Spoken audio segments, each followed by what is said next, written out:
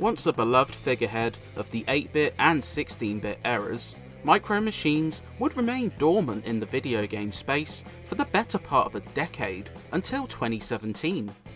Just Add Water and Codemasters would team up to bring Xbox One owners World Series, a spruced up version of the classic top-down racer.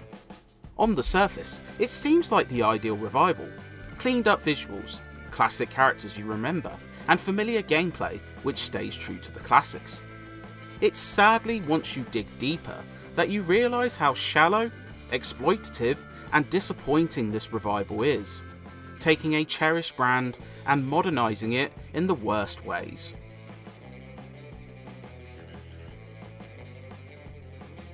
World Series doesn't stray too far from previous games in terms of mechanics. The traditional top-down view remains, cars have that skittish handling which takes some getting used to, but feels intuitive eventually.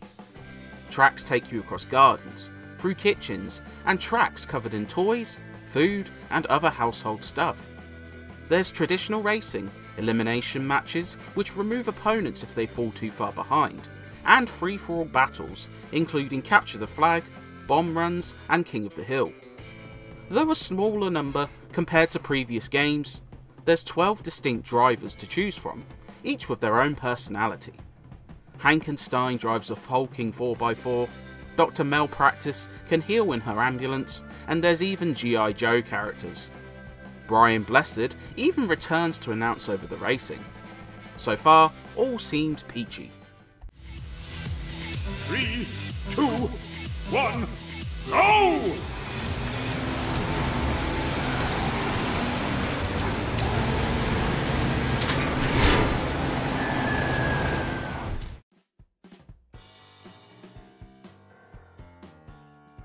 Unfortunately, some very mercenary decisions harmed this one severely. Micro Machines did always have multiplayer appeal, but Just Add Water would go all in and, essentially, make this online only. There's no Grand Prix mode at all, and while you can set up AI skirmishes, these don't include certain modes from the online side. There are huge problems with this approach. Matches, due to the extra internet loops required, take over a minute to begin. Map rotation is incredibly poor, sometimes putting you on the same map repeatedly, which grows nauseating. The odd thing is, even at launch, the Finn community would leave you playing against bots in these matches anyway, which makes the multiplayer focus all the more baffling. When you throw in loot box mechanics, absurdly repetitive drops, and a tight money system which takes ages to accrue for anything decent, it feels as if this classic has been gutted.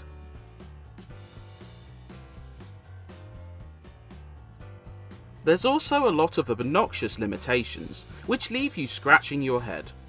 The prospect of playing with 3 others locally seems like a dream, but it's not without setbacks itself.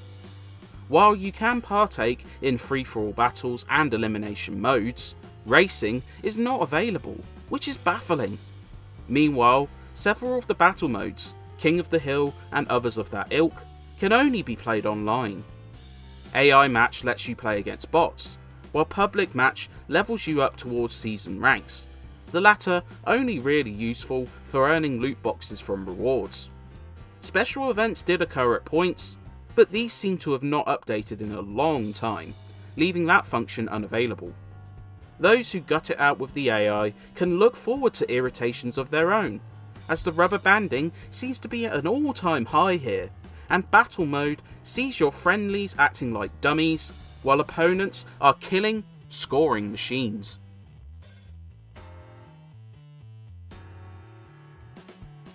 This leaves World Series feeling paltry, even for a budget title.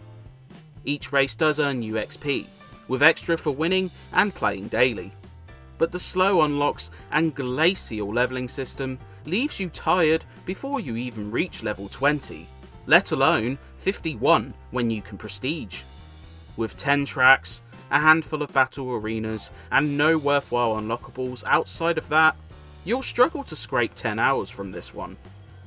While some of the multiplayer options seem tantalising, the frustrations and limitations will likely see players returning to their copies of Micro Machines 2 instead. You came second.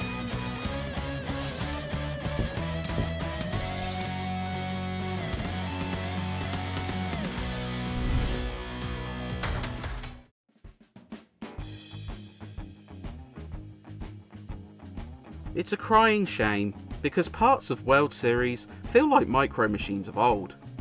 Tracks look colourful, bear cool details like smaller paperclips or cereal which can be moved. Whether it's breezing through the back garden with a lawnmower hazard, or avoiding electrical barriers in the lab, the tracks feel well thought out. Cars resemble their toy counterparts well, explosive effects look the part, and the game holds pretty steady even under strain. The sound is also solid, with catchy music that blends into the background, little driver quips coming off as charming, and pokey sound effects which hit the mark. Brian Blessed does make his return too, though you get the sense he knew what a clunker he was voicing for, as the energy just isn't there. When these parts come together, there's only a loose resemblance to the classic top-down racer.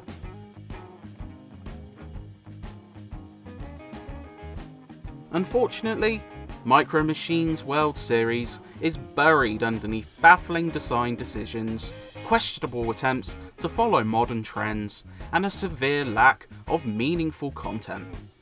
While the racing itself somewhat resembles the classics you remember, and the presentation is pretty cheery, these disguise a misguided effort to bring Codemasters' classic series back, one which feels like a rip-off even though it launched at a discounted rate.